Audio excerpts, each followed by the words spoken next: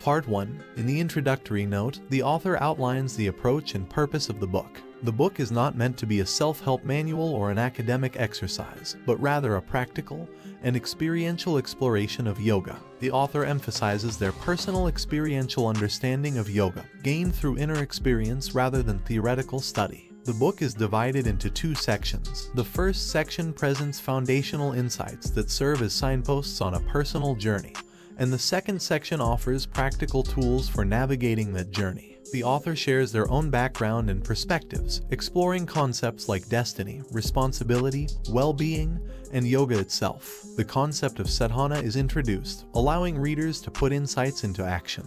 The author sees themselves as a contemporary guide, focused on dispelling darkness and opening doors for readers, rather than adhering to a specific tradition or being tied to the past or the future. The goal is to present timeless truths in a contemporary and relevant way, aiming for moments when these truths resonate deeply with readers, creating a sense of fresh revelation. When I lost my sense, the author, through an autobiographical account, shares their profound spiritual journey and transformative experiences. Initially a skeptic and adventure seeker, the author's life changed dramatically after an inexplicable experience on Chamandi Hill. They began to perceive the world and themselves in a new light, transcending boundaries and experiencing a heightened sense of unity and interconnectedness. This experience led them to explore yoga and meditation, which further deepened their understanding of existence. The author's perspective shifted, and they gained an extraordinary sensitivity to others' emotions and the interconnectedness of life. They realized that human longing is for boundless expansion and freedom.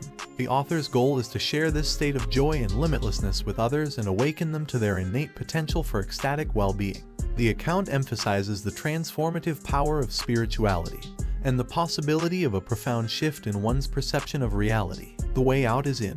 The text emphasizes that humans are inherently seeking joy in their pursuits, but over time, life has become complex and joy elusive. It reflects on how human existence is different from other creatures due to emotional complexities. Despite advancements, modern society isn't significantly happier than ancient times. The text calls for a paradigm shift and poses the question, what is true well-being? It defines well-being as a deep sense of pleasantness within and explores the importance of inner peace, joy, and pleasantness. The narrative suggests that most people haven't experienced sustained inner joy, and that external factors often disrupt it.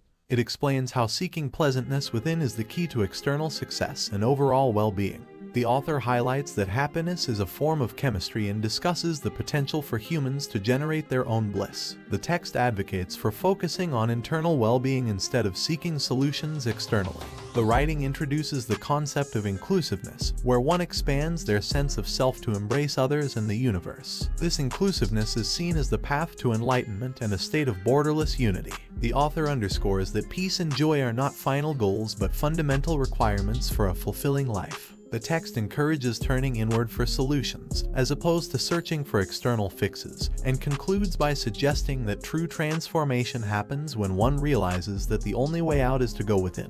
Design your destiny. The text highlights the theme of taking control of one's life and destiny. It begins with a story from an international conference on poverty alleviation, where the idea of divine will is questioned. The author emphasizes that people often use destiny as an excuse for inaction, but real change requires personal agency. The narrative shifts to discussing diseases like polio, once seen as acts of God, but now largely controlled through human effort and scientific advancements. The text stresses that being human means having the power to shape one's circumstances and challenges the idea of destiny as a passive concept. The author proposes that true empowerment comes from understanding oneself beyond accumulated experiences and material possessions. The text delves into the need to transform inherent tendencies and take charge of life by knowing one's nature. It also introduces the concept of inner technologies to rewire oneself and achieve self-mastery. A metaphor about flight and technological progress illustrates the idea of working within the laws of nature to achieve remarkable feats. The text argues that while external situations can't be entirely controlled, mastering oneself leads to a different perspective. The story of Shankar and Pillai humorously illustrates the consequences of unawareness and choice. The text highlights the importance of looking inward during times of pain, anger, or stress for personal transformation. It stresses that creating destiny involves working towards personal well-being, understanding existence's indifference to human judgments, and aligning oneself with the natural order. The story of the old man and the young boy ice fishing underscores the need to take the right actions for desired outcomes. The text concludes by asserting that principles and philosophies have limited impact, and personal awakening is essential for realizing one's full potential and controlling destiny. It promises that self-discovery leads to complete ownership of one's destiny. No boundary, no burden. The text discusses the concept of responsibility and its significance in life. It begins with a humorous anecdote about a couple arguing over a trivial matter and how such situations can escalate. The core idea is that responsibility is about the ability to respond consciously to situations, rather than reacting impulsively. The text emphasizes that taking responsibility is not about accepting blame, but about being fully aware and engaged with life. The author explains that responsibility is the power to respond to life's circumstances and situations in a conscious and thoughtful manner. It is about making choices and decisions based on understanding, rather than being driven by emotions or circumstances. The text argues that true responsibility leads to freedom, as it empowers individuals to make informed choices and create their own paths. The text also dispels some misconceptions about responsibility. It clarifies that responsibility is not a burden, nor does it compromise freedom. Instead, it offers the freedom to choose how to respond. It distinguishes between responsibility and reaction, highlighting that the former is born out of awareness, while the latter arises from unconscious patterns. Furthermore, the text explains that responsibility is not equivalent to capability. It's about willingness and conscious presence. The text concludes by encouraging readers to embrace responsibility as a way of being and responding to the world. It suggests that by taking full responsibility for their responses and actions, individuals can transform challenges into opportunities for growth, create positive change, and live a more fulfilling life. The text discusses the concept of responsibility and its relationship with the ability to respond to various situations. It emphasizes that responsibility is not about taking on burdens or assigning blame, but about the capacity to respond consciously and freely. The text highlights that this ability is limitless and can be applied to everything, from everyday situations to the vast cosmos. It challenges common misconceptions about responsibility, such as its association with limitation, action, or capability. The text also delves into the connection between responsibility and love, asserting that love is a natural state of being that arises from the willingness to respond openly and freely. The ultimate goal is to expand one's consciousness and experience by breaking down self-imposed boundaries and embracing limitless responsibility. This transformative process is likened to a silent inner revolution that leads to a deeper understanding of oneself and the interconnectedness of all life. And now yoga. The text discusses the essence of Patanjali's Yoga Sutras and the concept of yoga as a means to achieve boundless expansion and well-being. It explains that human desire is rooted in a longing for limitless experiences and how this longing can be consciously expressed through yoga. The four main dimensions of the self are explored in the context of achieving inner well-being and alignment. The text emphasizes that yoga is not just about physical postures or techniques, but a profound science of aligning these dimensions for complete harmony with existence. Different paths of yoga, including karma yoga, jnana yoga, bhakti yoga, and kriya yoga, are discussed, highlighting the importance of integrating these dimensions to achieve union and well-being. The narrative underscores that the purpose of yoga is not to transcend being human but to realize the immense potential of being human. Body, the ultimate machine. The text discusses the significance of the physical body as the most intimate aspect of our existence, and the ultimate machine. It highlights that the yogic sciences focus solely on the body, encompassing various aspects such as the food body, mind body, energy body, etheric body, and bliss body. This approach prevents delusion and abstraction, grounding us in tangible realities while gradually leading into deeper realms. The body's remarkable self-sufficiency and complexity are emphasized, with its ability to transform food into the human form in a matter of hours. This process is attributed to an intelligence within us that surpasses logical understanding. The idea of the body as a moving temple is explored, drawing upon the perspective of mystics like Vasavana to convey its divine essence and potential for transformation. Something there is that doesn't love a wall. The text explores the dual forces within human beings, the instinct of self-preservation and the desire to expand beyond physical limitations. These forces, often perceived as conflicting, are connected to different aspects of life. The struggle between these forces is at the root of material versus spiritual conflicts. The instinct to protect oneself leads to building walls and boundaries, creating self-imprisonment in the long run. The text emphasizes that creation is open to the exploration of the beyond. The resistance and barriers are human constructs. The yogic system addresses these self-created barriers rather than discussing God, the soul, or heaven. The analogy of gravity and grace is used to illustrate the forces at play. Gravity symbolizes the instinct of self-preservation, while grace represents the force that lifts individuals beyond physical constraints. Receptivity to grace is a conscious choice, enabling a magical transformation in life and opening up new dimensions of existence. Life sense, knowing life beyond the senses. The human body comprehends the world primarily through the five senses: sight, hearing, smell, taste, and touch. These senses are essential for survival and are limited to perceiving the physical and relative aspects of reality. When the senses are inactive during sleep, the world seems to disappear. However, if one seeks to understand life's depth and dimensions, looking inward becomes crucial. The dilemma is that even though the source of experience lies within, perception is outward-oriented due to the nature of the senses. Yoga aims to go beyond the limitations of the five senses and enhance perception. This dimension beyond senses can be called the self, divine, or God. Elevating perception is valuable not only for spiritual seekers but for anyone seeking well-being and success. The expansion of sense perception can lead to extraordinary outcomes and transform life. Enhancing perception does not require seclusion or complex practices. It's about turning attention inward, beyond thoughts and psychological activity. This process doesn't demand withdrawal from daily life but simply involves dedicating a few minutes daily to exploring one's inner nature. This shift can lead to significant positive changes in life's quality. Listening to life. To attain lasting joy and profound union, a balanced and integrated approach to various methods is crucial. In the realm of yoga, all aspects of oneself are employed without division or hierarchy, leading to the ultimate goal. Hatha Yoga addresses the physical dimension of human existence and seeks to balance the solar and lunar energies within. It involves understanding the body's mechanics, creating a suitable environment, and using physical postures to channel energy in specific directions. Hatha Yoga isn't mere exercise, it's about aligning the body's inner geometry with the cosmic geometry. Asanas, the specific postures, can elevate consciousness by aligning one's body and mind. The body can either hinder or facilitate spiritual growth. By practicing asanas, the body can be prepared to handle more profound levels of energy, allowing for a smoother meditation experience. Asanas can help overcome physical obstacles like pain or compulsions, ensuring the body doesn't become a barrier to spiritual growth. They provide a foundation for more intense forms of meditation by preparing the body to handle increased energy flow.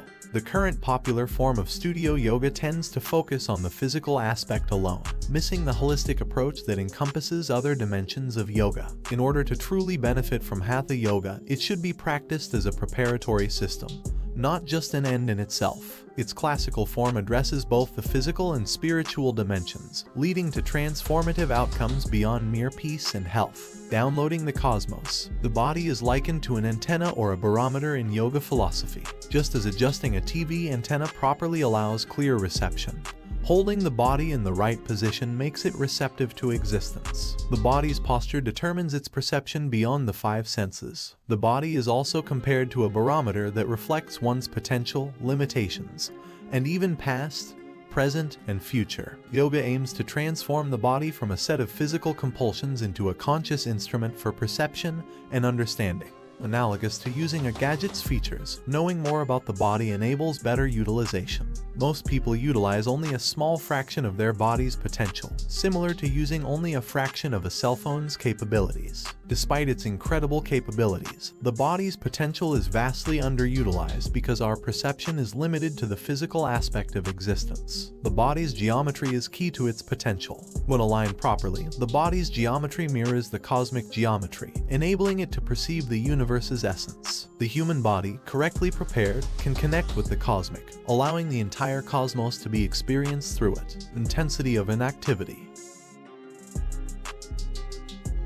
Only by mastering effort can one truly know what it means to be effortless. Paradoxically, those who constantly seek rest often fall into dullness and lethargy, while those who have pushed themselves to their limits and beyond reach a state of true effortlessness. Russian ballet dancer Nijinsky exemplified this, achieving seemingly impossible leaps through intense effort that transcended his own limitations. Effortlessness doesn't equate to idleness, but rather transcending the need for constant physical action. Intense activity, like Nijinsky's leaps or engaging in focused tasks, can lead to moments of effortlessness that are cherished as magical. On the other hand, yogic postures achieved through intense inactivity can sustain this state longer. Meditation, or dhyana, involves pushing oneself to the peak of intensity until effort dissolves, leading to a natural state of meditation. Such non-compulsive states create an atmosphere for personal growth and transformation, allowing individuals to bloom into their cosmic potential. Societies and individuals are urged to not let moments pass by without fostering an atmosphere for personal growth. Through exploring the fullness of being human, divinity can naturally follow, serving as an overflowing extension of humanity. The path to effortlessness involves embracing effort and intensity to reach a state beyond compulsiveness. Morsel of the earth. The physical body is essentially an aggregation of the elements from the earth, forming a connection between the individual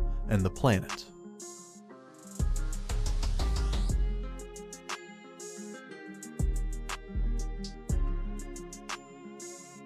By deeply understanding the body's connection with its environment, individuals can perceive subtle changes and predict events like rainfall based on their body's responses. The ancient wisdom of recognizing these natural changes led to the construction of temples in specific locations for spiritual purposes. For instance, the Chidambaram temple in India was built on the magnetic equator, promoting balance and equanimity for spiritual seekers. The region's latitude further aids energy ascent within the body, facilitating the spiritual journey. Spiritual growth can be approached through two fundamental ways. One involves utilizing natural phenomena to support the journey, while the other focuses on inner transformation, disregarding external changes. These approaches can either involve slow progression with external assistance or a rapid inward leap. Each individual can choose the path that suits their temperament, although a balance between the two approaches is often recommended. In sync with the sun, the Surya Namaskar, commonly known as the sun salutation, is more than just a physical exercise or a form of sun worship. It's about organizing the solar energies within the body, recognizing the sun's role as the life source of the planet. By aligning with the sun's cycles, individuals can benefit from increased vitality and equilibrium.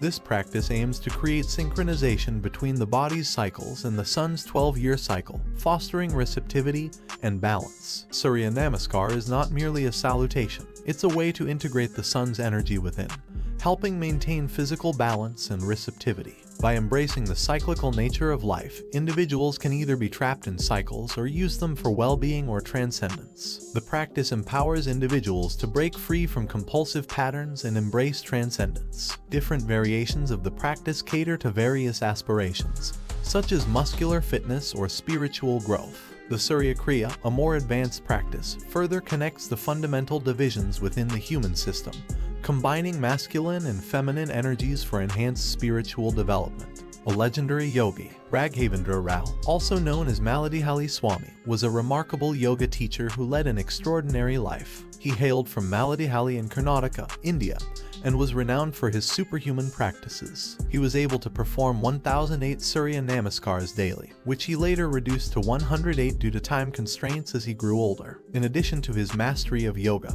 he was a skilled Ayurvedic doctor and a Nadi Vaidya, someone who diagnosed ailments by feeling the pulse. He could predict future health issues and prescribe remedies. Despite being in his 80s, he demonstrated unparalleled dedication to his work. He provided Ayurvedic treatments to patients for long hours, maintaining a jovial atmosphere and turning the experience into a joyful festival.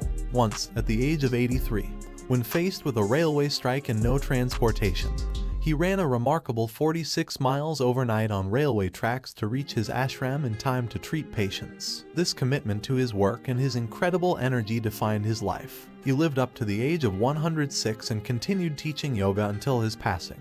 Elemental mischief. Life can be distilled into the interplay of just 5 elements: earth, water, fire, air, and ether. In yoga, these elements are the foundation of both the human body and the cosmos. Despite the complexity of existence, these 5 variables create the entire human experience. This simplicity amid complexity has led some enlightened individuals to refer to life as a cosmic joke. Creation mirrors this idea, much like an illusion where a small fire appears to be a massive conflagration when seen from a distance. Similarly, the cosmos is a magnified projection of the interaction of these 5 elements within us. Whether seeking personal growth or cosmic union, mastery over these elements is crucial. They determine whether your physical body acts as a stepping stone or an obstacle. All spiritual practices are linked to organizing these elements. Fundamental to yoga is Buddha Shuddhi, or cleansing the elements in the body to harmonize them. Memory deeply influences these elements, and purifying them eliminates compulsive tendencies from mental, genetic, evolutionary, and karmic sources. As expertise in yogic practice deepens, mastery over the elements, known as Buddha Siddhi, is achieved, leading to health, well-being, and clarity. The paradox of existence is that freedom and bondage, love and hate, life and death are intertwined. Just as a courtesan used a single pin to remove her elaborate jewelry, life's complexity can be unraveled through the simplicity of shedding one's identity. By aligning oneself with existence, life's intricate nature can be effortlessly embraced. Enshrining the elements. In southern India, 5 major temples were constructed to represent and purify each of the 5 elements. These temples were designed not for worship, but to facilitate specific spiritual practices related to each element. Seekers would visit these temples to engage in practices that harmonized and empowered each element, leading to healing, well-being, and spiritual growth. The temples were interconnected as a system, allowing practitioners to move from one to another for comprehensive mastery over the elements. Even those unaware of the practices could benefit from the temple's energy. These temples still stand today, serving as impressive architectural wonders with profound energetic significance. When the shit hit the ceiling, during a court session, Emperor Akbar asked his courtiers about the greatest pleasure a person can experience. The courtiers offered flattering responses, but Birbal, known for his wisdom, responded humorously that the act of relieving oneself brings the most pleasure. Akbar, offended, challenged Birbal to prove his assertion. Birbal orchestrated a situation during a camping trip where Akbar faced immense discomfort due to a lack of a toilet. After enduring the pressure, Akbar agreed that relief from something uncontrollable is indeed the greatest pleasure. The story illustrates that bodily needs and relief from discomfort can be paramount. It underscores the importance of maintaining the body for overall well-being, including attention to activities related to food, sleep, and sex. Food as fuel. Yoga emphasizes the importance of food for the physical body. The type of food consumed greatly influences the body's quality and comfort. Eating intelligently involves understanding the body's design and supplying it with suitable fuel. Just as a car requires compatible fuel to perform optimally, the body needs specific nourishment for its best functioning. Eating influences not only physical health but also mental and emotional states. Different foods can make the body feel energetic or lethargic.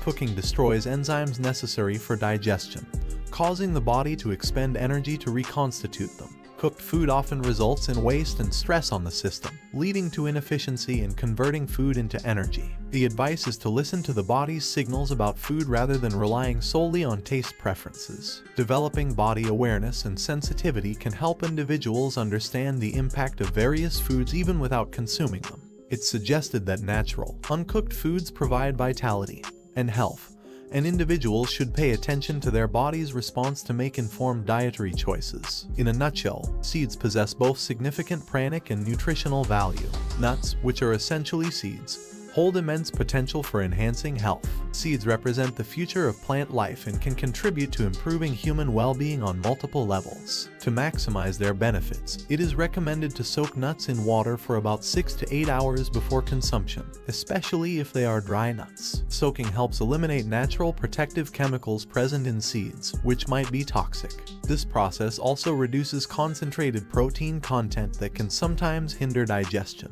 Additionally, removing the skin of soaked nuts further enhances their digestibility and overall nutritional value. Hell's Kitchen. The debate between vegetarianism and non-vegetarianism often involves claims of superiority from both sides. However, in yoga, the choice of food is not based on religious, philosophical, or moral grounds. Instead, it's about the compatibility of the food with one's body and its intended purpose. Yoga acknowledges that individual goals and aspirations play a role in dietary choices. Depending on whether you seek physical strength, mental clarity, heightened awareness, or spiritual growth, your diet should align accordingly. The fundamental consideration, however, is what type of fuel the human body is designed for. Comparing the digestive systems of herbivores and carnivores reveals key differences. Herbivores have both cutting and grinding actions in their jaws, as they need to chew and mix their food with saliva for proper digestion.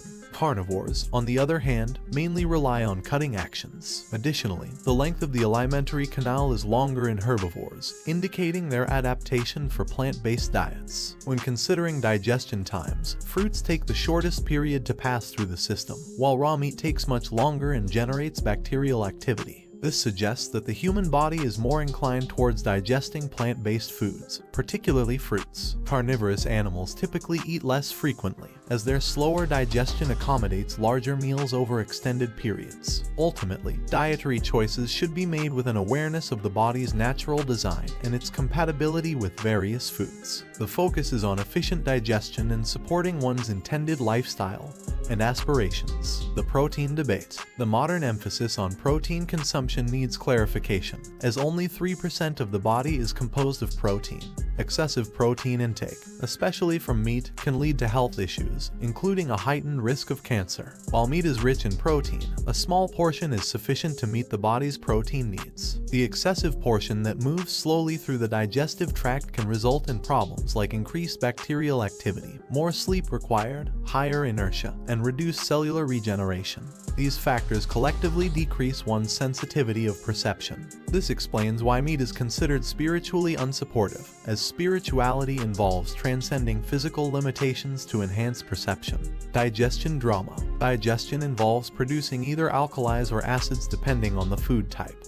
But mixing different foods confuses the stomach and weakens digestion. This can lead to longer food retention and cellular rejuvenation issues, causing inertia and altering one's quality over time. Traditionally, in southern India, foods were not mixed for better digestion. Today, food has become social rather than focused on body health. Achieving a balance in diet is crucial, guided by observation and awareness, not vows. Avoid becoming overly obsessed with food. Yoga emphasizes inner well-being and understanding the human mechanism. Ayurveda, derived from yoga, uses plant life and earth elements for health and balance, aiming to extend lifespan. These systems assist those who can't practice yoga for similar results. Evolutionary code. If consuming non-vegetarian food, fish is considered a better option. It's easily digestible, highly nutritious, and leaves less of its influence on the consumer. The idea behind this is that our bodies transform consumed matter into our own form due to the software within our system. More evolved creatures have distinct software, making it harder to integrate their memory systems when consumed. Fish, being an earlier life form, has simpler software that's easier to integrate. More intelligent and emotionally endowed animals retain their own memory systems, making integration more challenging. In the past, active lifestyles could offset the effects of consuming animals, but in sedentary modern lives, such diets contribute to acidity and stress. The stress experienced by larger animals due to impending slaughter also impacts the quality of the consumed meat. Gastronomic sense. The human body follows a cycle known as a mandala, lasting 40 to 48 days, during which 3 days do not require food. By being attuned to your body's rhythms, you can identify days when fasting is beneficial. Ekadashi, the 11th day of the lunar cycle, is traditionally observed as a fasting day in the Indian calendar. Proper preparation is crucial for successful fasting, as abruptly fasting without readiness can harm health. Fasting is a way to nourish the body without active ingestion, aligning with the aim of yoga to expand beyond the physical body. Various traditions have fasting periods for their followers based on lunar cycles or natural energy absorption patterns. Fasting offers mental and physical benefits, fostering a sense of detachment from the body and enhancing awareness of other dimensions of oneself. By consciously skipping a meal or occasionally fasting, one can break compulsive food patterns and cultivate conscious eating habits. Restlessness to restfulness. The relaxation brought by sleep contributes to the difference between morning and evening energy levels. Maintaining relaxation throughout the day is key to sustaining enthusiasm and preventing stress. Stress arises from compulsive reactions to situations rather than inherent job challenges. Restfulness is crucial for replenishing and rejuvenating the body. Practices like yoga can lower the pulse rate and increase efficiency. Rather than battling with life, one should align with it, engaging in activities joyfully. The body's sleep and food needs vary based on daily activity levels. Allowing the body to decide when to eat and sleep rather than imposing fixed quotas is wiser. Maintaining the body in a state of alertness and awareness ensures it awakens naturally, avoiding a sense of escaping life and fostering a longing to be awake. Carnal to cosmic. Existence involves a dance between the unmanifest and the manifest, leading to duality and various manifestations. Duality brings texture to life, though unity is the underlying fabric. Duality births sex, a striving of opposites to become one. This longing for unity manifests as sex, love, and eventually prayer and yoga. The individuality within oneself seeks to break boundaries of body and mind. Sex seeks to unite, but only momentarily. Deeper union is found through yoga. The energies of masculine and feminine strive to come together,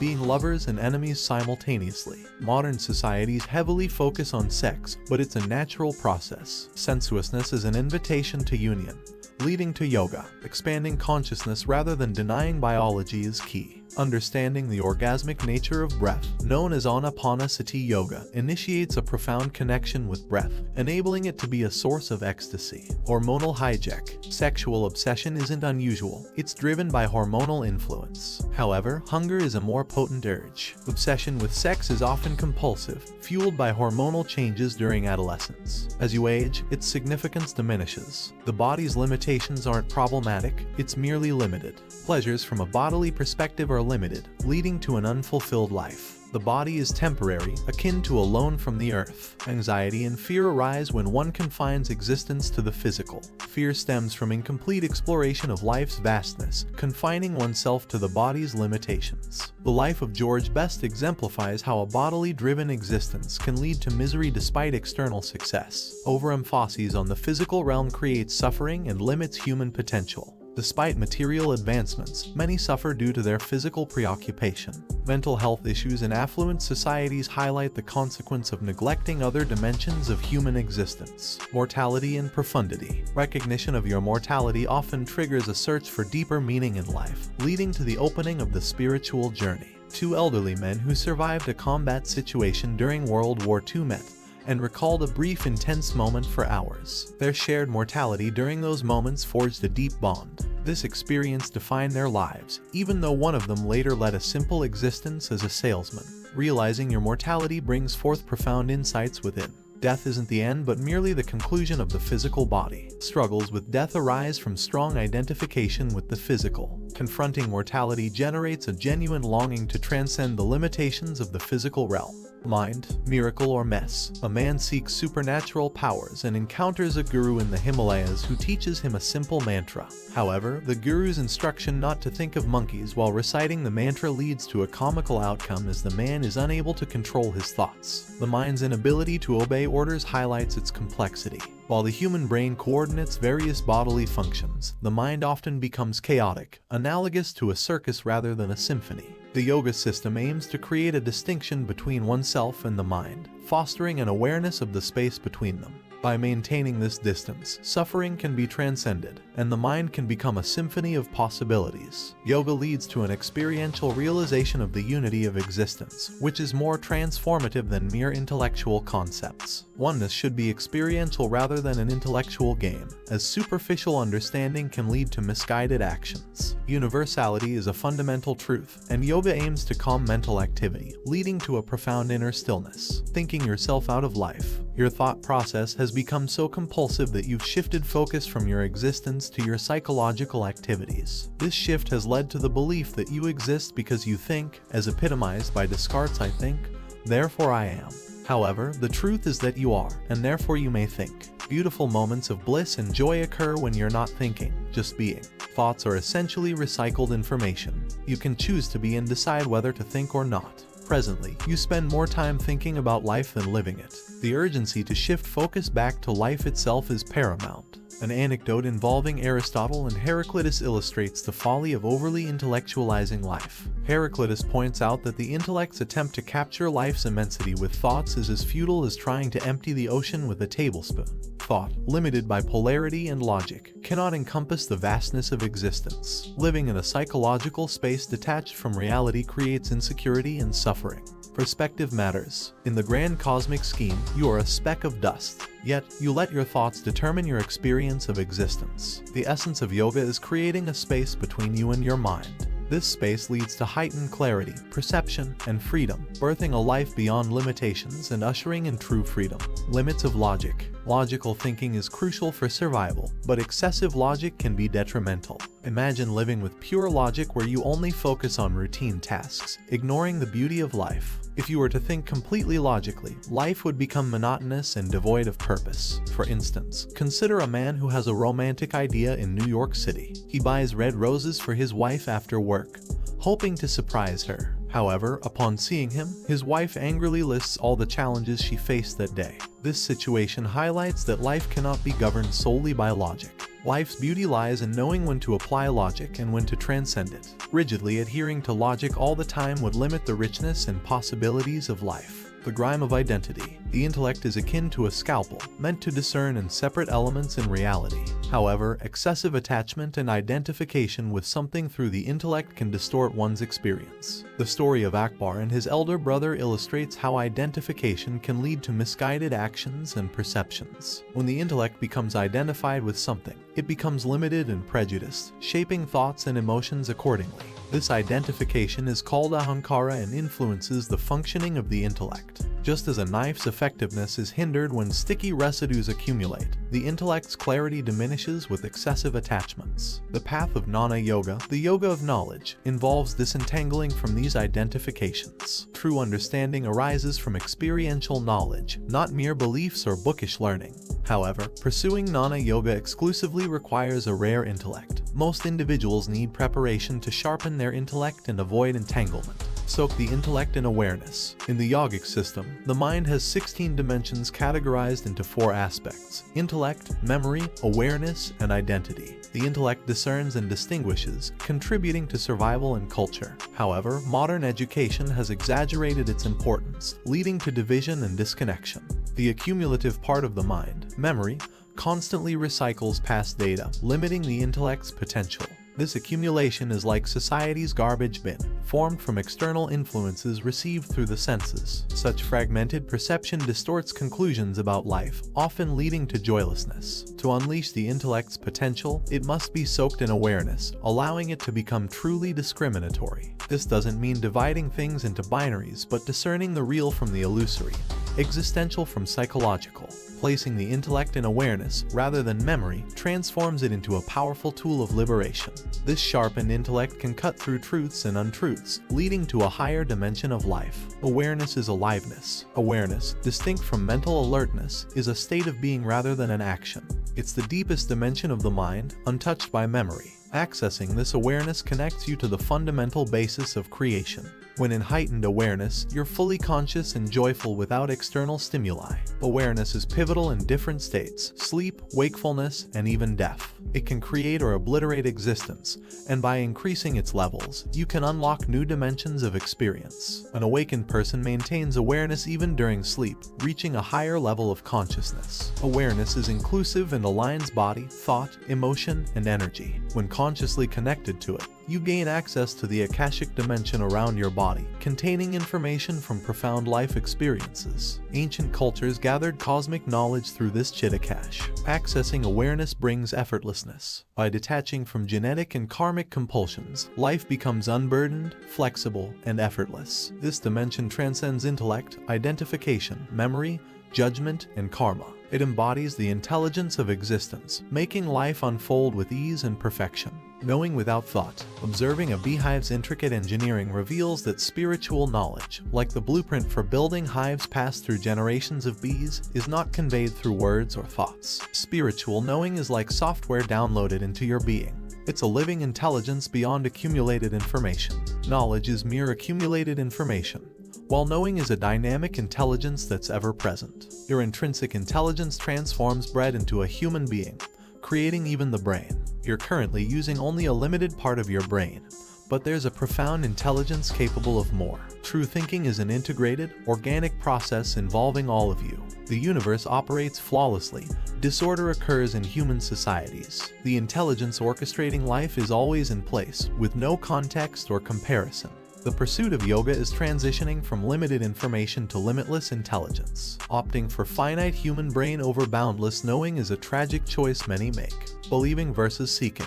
A story about religious figures entering a brothel illustrates the danger of strong identification with moral beliefs. Morality divides and distorts perception, obstructing the true understanding of life. Spirituality, based on inclusion rather than exclusion, kindles humaneness. Morality enforces order but generates inner turmoil, leading to guilt and fear. Religion labels ordinary acts as sins, fostering shame. True spirituality isn't avoiding life, it's experiencing aliveness fully. Aging doesn't diminish aliveness, decreasing joy is self-destructive. Spirituality isn't belief but a quest, challenging rigid beliefs and fostering flexibility. Yoga offers a scientific, human-centered approach to liberation. Striving for the infinite counters negativity born from limited identities. Humanity should aim for liberation rather than control, shifting from limitation to liberation. The wishing tree. The mind exists in 5 states: inert, scattered, oscillating, one-pointed, and conscious. Inert minds are simple, while energized minds can become scattered, leading to misinterpretation of mental effervescence during spiritual practice. Progression towards consciousness involves moving from inertness to aliveness. A well-organized mind is like a wishing tree that grants desires. Organizing thoughts leads to aligned emotions, energy, and body, enhancing the ability to manifest desires. Modern science supports the idea that thoughts are energy reverberations with the potential to manifest. Negative thought patterns impede this process, so commitment rather than faith is suggested.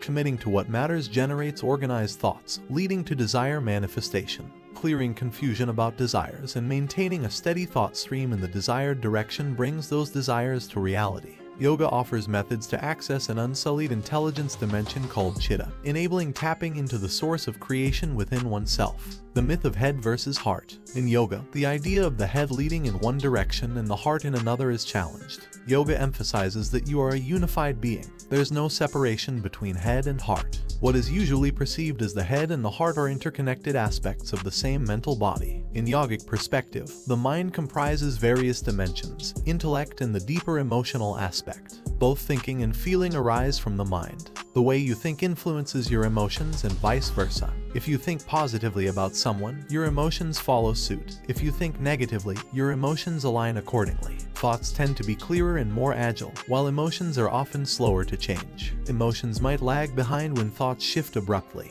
This apparent distinction between thought and emotion is due to the relative speed and intensity of each. The conflict between head and heart is not productive. Emotions are a juicier form of thought. They are interdependent rather than separate. Generating intense thoughts can replace the need for intense emotions, but this requires inner work. Most people experience more intense emotions than thoughts, but both can be harnessed and enjoyed. Yoga advises against creating divisions within oneself, advocating for an integrated approach. Thought and feeling are 2 facets of the same spectrum, offering different qualities, but stemming from the same source: knowing and devotion. In yogic culture, the term Shiva has 2 aspects. Firstly, it refers to that which is not, representing the emptiness that underlies creation. This emptiness is the basis for creation and is called Shiva.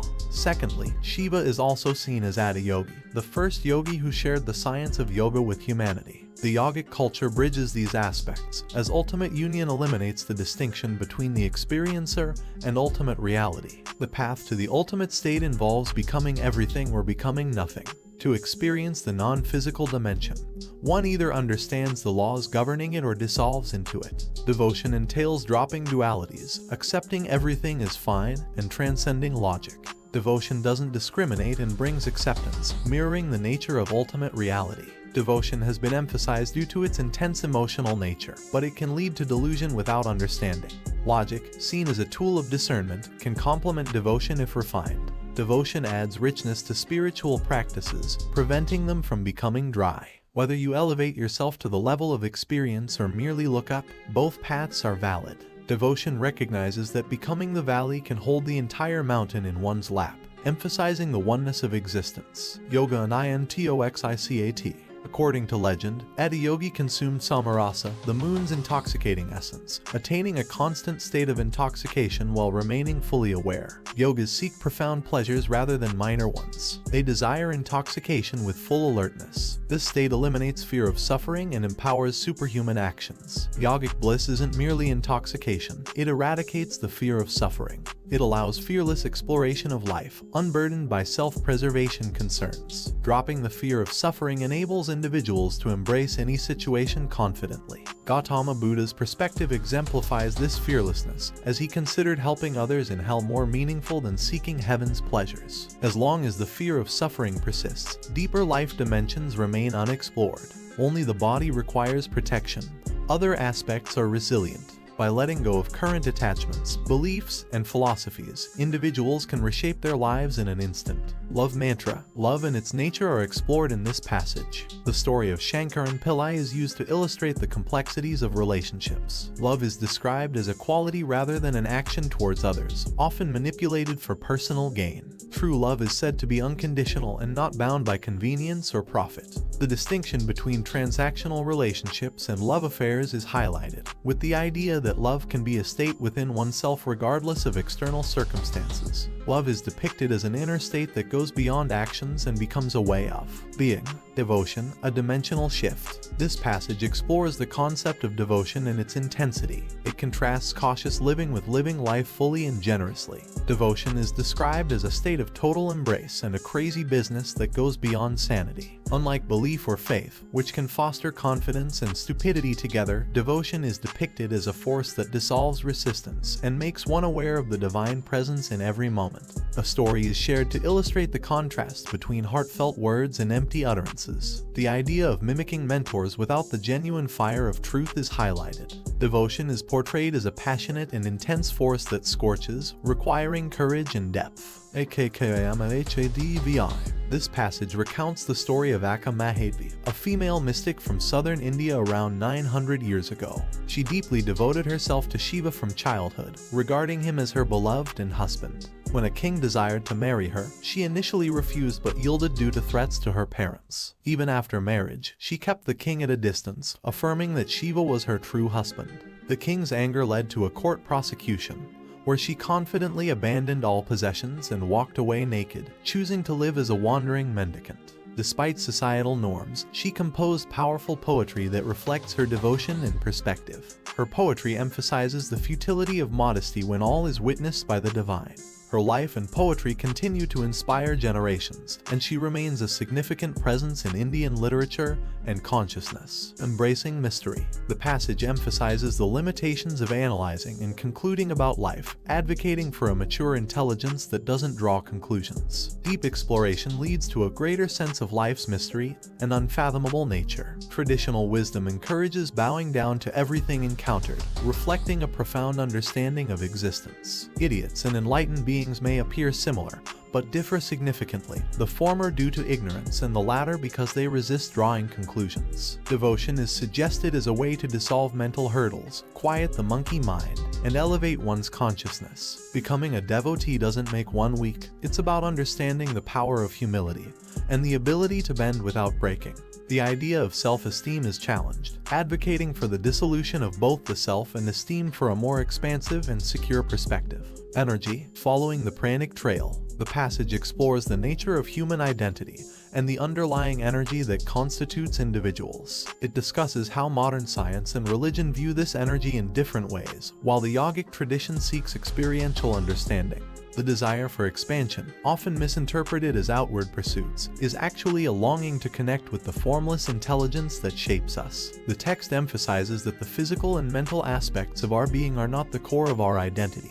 They are vehicles shaped by external influences. Yoga aligns with the innate urge to expand and offers practices to harmonize body, mind, and energy. By consciously distancing oneself from external accumulations, true experience of life emerges. The distinction between psychological and existential aspects is crucial for clarity. Spiritual growth involves embracing life's intelligence and energies, transcending psychological attachments, and embracing equanimity and exploration. Pain, not suffering. The author recounts an incident from their motorcycle days when they suffered a severe injury to their calf muscle. Despite the doctor's reluctance due to the lack of anesthesia, they insisted on getting the wound stitched. Throughout the painful process, the author engaged in a conversation with the doctor. Later, the doctor was amazed that the author did not seem to experience pain. The author reflects on the distinction between pain and suffering, highlighting that while pain is a natural response that serves a purpose, suffering is a self-created response. They emphasize the choice individuals have in whether to suffer or not, asserting that it doesn't require much intelligence to choose not to suffer. The karmic conundrum. The author tells a story of Shankaran Pillai leaving a bar when the clock struck 8 to avoid his wife's anger. The distinction between pain and suffering is highlighted, with the author noting that while pain is natural and necessary, suffering is self-created and can be avoided. The concept of karma is discussed, emphasizing that it's about the residue of actions and tendencies that shape one's life. The author explores how karma influences behavior and personality, and the cyclical nature of patterns. The goal of spiritual practice is to become conscious of and free from these patterns. The text underscores the importance of experiencing life fully and breaking free from cyclical karma to find true freedom and fulfillment. The process of living itself dissolves karma, and yoga provides a way to distance oneself from karma and the intellect that creates it, offering the choice to be the master of one's life. The mechanics of life. Kriya refers to internal action, actions beyond the body, mind, and physical dimensions of energy. The distinction between karma and kriya is explained, where karma involves external expressions and binding, while kriya involves inward actions and liberation.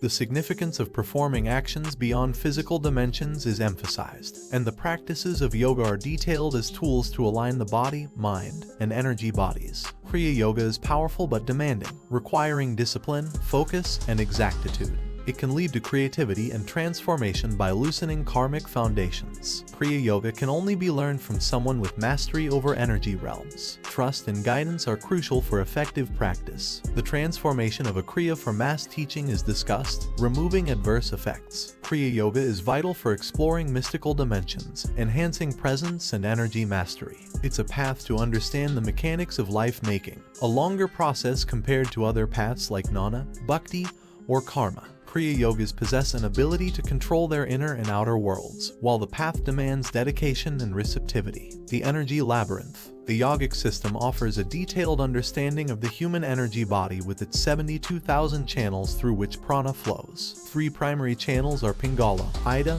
and Sushumna. These channels represent qualities rather than biological genders. The sun masculine and moon feminine symbols are also associated with these channels. Sushumna is crucial, serving as the fulcrum of the energy system and providing inner balance. Chakras, energy centers where nadis converge, play a significant role. There are 114 chakras, with 7 major ones. Each chakra relates to different dimensions of life experiences, such as survival, pleasure, action, creativity, intellect, and ecstasy. Chakras encompass both physical and spiritual dimensions, guiding energy movement. The journey from lower to higher chakras symbolizes spiritual evolution, and the leap to the highest chakra, Sahasrara, requires trust and guru guidance. This leap promises boundless freedom in an unexplored dimension beyond suffering. The uncharted path. The 6th limb of yoga, known as dhyana or dhyan, involves transcending physical and mental limitations. This practice, later called Zen, spread from India to China, Southeast Asia, and Japan. Zen is a direct insight-based spiritual path without strict doctrines or practices. A story from thousands of years ago involves King Janaka meeting the accomplished yogi Ashtavakra. Ashtavakra's unconventional method of freezing Janaka's position led to sudden enlightenment, resembling Zen's essence. Another tale features a Zen master who carries a sack of items and sweets. When questioned about Zen and its goal, he drops and picks up the sack, demonstrating the process of letting go of burdens and then consciously taking them back as part of the journey towards realization. This illustrates the essence of yoga and spiritual practice. Sacred science. The process of sanctifying or consecrating a space goes beyond mere rituals and holds deep significance. Consecration, known as pratishtha in Sanskrit, involves transforming ordinary objects or spaces into higher possibilities. It's a live process that uses rituals, mantras, forms, and various ingredients to infuse energy and vibrancy. The energy form created through consecration can have a profound impact on individuals who interact with it. Consecration uses the concept of yantras, or energy tools, to create a connection with higher dimensions. The process requires continuous maintenance to keep the energy form alive and vibrant. The consecration process contrasts with common misconceptions about superficial rituals. The goal is to turn inanimate objects, such as stones or empty spaces, into sources of higher energy. This concept is reflected in Indian temples, where consecrated spaces are intended to benefit everyone by offering a charged environment for spiritual practice and well-being.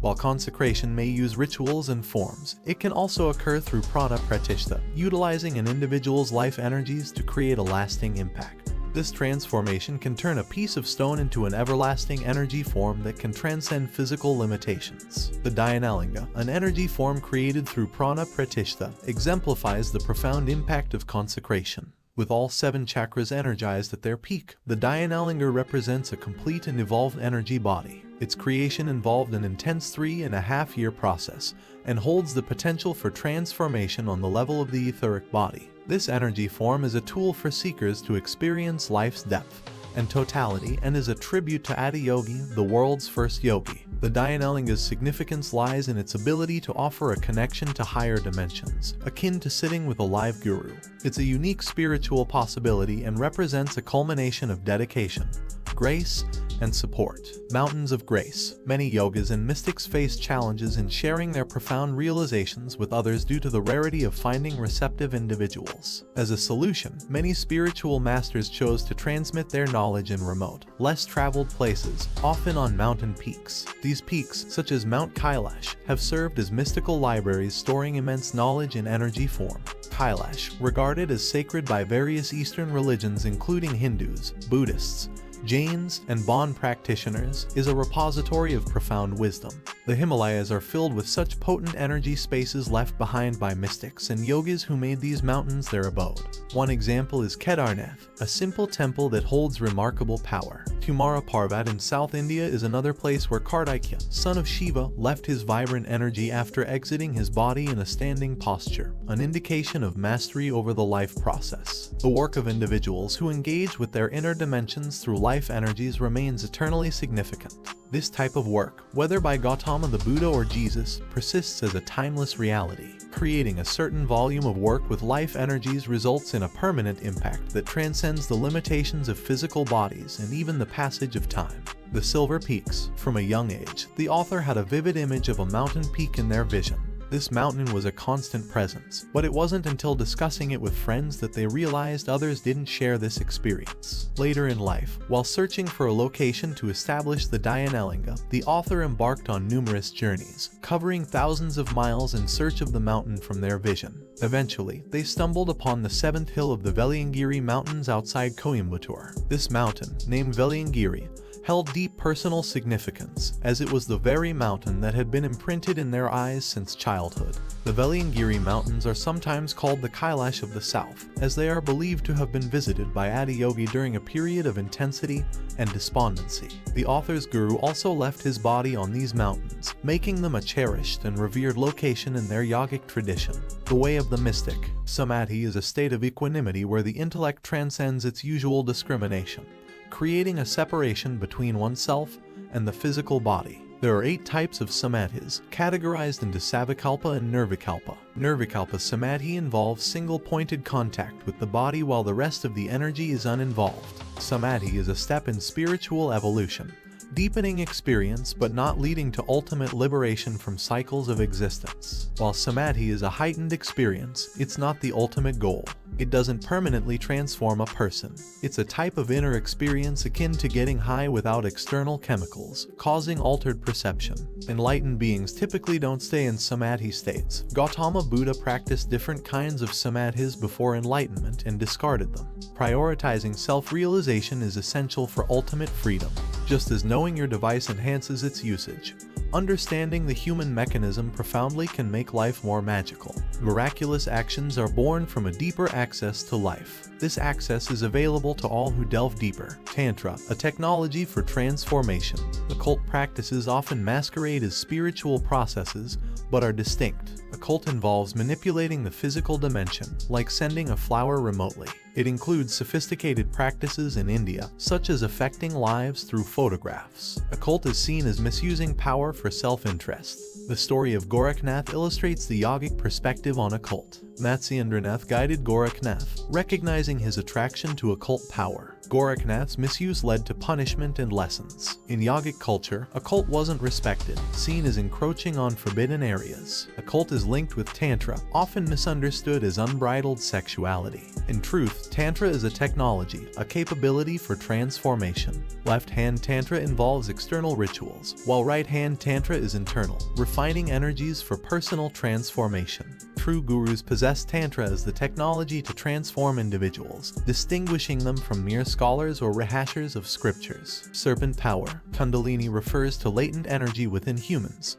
symbolized by a coiled cobra in yoga. This dormant energy is potent and hidden until activated. Like a still coiled cobra, Kundalini is quiet but possesses immense potential dynamism. It's the energy needed for transcending physicality, distinct from everyday energy. Indian temples often have snake imagery, not as snake worship, but to signify the potential of arousing unmanifest energies. Snakes are perceptive creatures and are drawn to meditative people.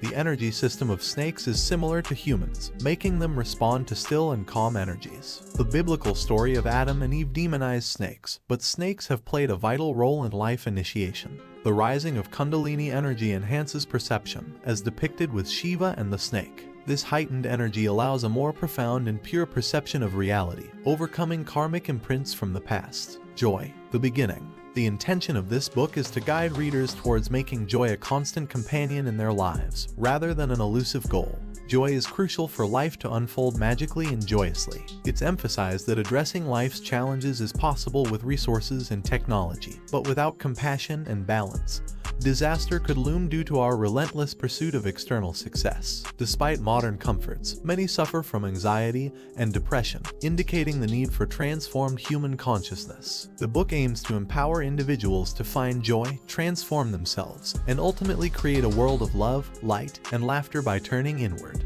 Glossary. This text provides explanations of various terms and concepts related to yogic philosophy and practices. It covers terms like Kundalini, chakra, prana, samadhi, tantra, and more. Each term is defined, giving readers an understanding of its significance within the context of yoga and spirituality. Inner Engineering Online Program. Inner Engineering Online is a 7-session course created by Sadhguru, aimed at empowering individuals to shape their lives according to their desires. The course draws from distilled yogic sciences, providing practical methods for self-exploration and guidance to manage the body, mind, emotions, and life energy. This program is recommended for those seeking a deeper exploration of their inner selves. The course is also available as a 4-day live event, both in various North American cities and at the Isha Institute of Inner Sciences. More information about both the online course and live events can be found at www.innerenginiering.com and www.innerenginiering.com/booknextstep. ISHA Foundation, established by Sadhguru in 1992. Isha Foundation is an international volunteer-driven nonprofit organization that focuses on enhancing human well-being comprehensively. Headquartered in the United States and southern India, it operates from 2 main centers, the Isha Institute of Inner Sciences in Tennessee, USA, and the Isha Yoga Center in India. These centers provide consecrated spaces for personal growth and various benefits. With the support of over 3 million global volunteers, the foundation engages in diverse humanitarian initiatives, including public health, environmental conservation, and education. The foundation's efforts range from providing free medical care and rehabilitation in rural areas through Action for Rural Rejuvenation, to the ambitious project Green Hands, which has planted over 28 million trees and holds environmental records. Isha Vidya aims to offer quality education to over 70,000 underprivileged rural children. The common goal of all these activities is to empower individuals to discover their full potential and foster a world of inclusiveness and harmony. For more information, visit isha.sadhguru.org. About the author, Sadhguru Jaggi Vasudev is a yogi and mystic who founded Isha, a volunteer-based organization involved in significant humanitarian and environmental initiatives. He has addressed prominent platforms such as the World Economic Forum, the United Nations, and prestigious universities like Stanford, MIT, and Harvard. Connect with him through Isha's website, Facebook page, and his Twitter handle at Sadhguru.